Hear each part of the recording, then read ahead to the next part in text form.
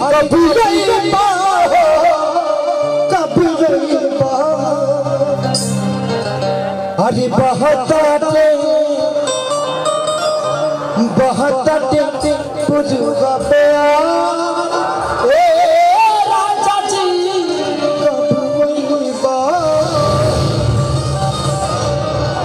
इस गाना में कम से कम 5000 बार सुना हूं, क्योंकि मुझे कोई अगर अच्छा लगता है तो मैं चाहता हूं कि आप लोगों को भी प्यारा लगना चाहिए, क्योंकि आपका प्यार इतना बड़ा होता है कि एक चाय बेचने वाले को प्रधानमंत्री बना दे।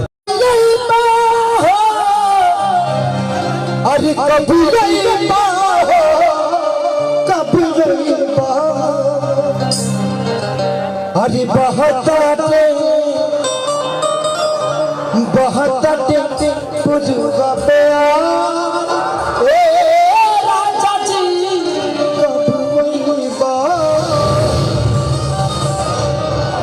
इस गाना में कम से कम 5000 बार सुना हूं, क्योंकि मुझे कोई अगर अच्छा लगता है तो मैं चाहता हूं कि आप लोगों को भी प्यारा लगना चाहिए, क्योंकि आपका प्यार इतना बड़ा होता है कि एक चाय बेचने वाले को प्रधानमंत्री बना दे।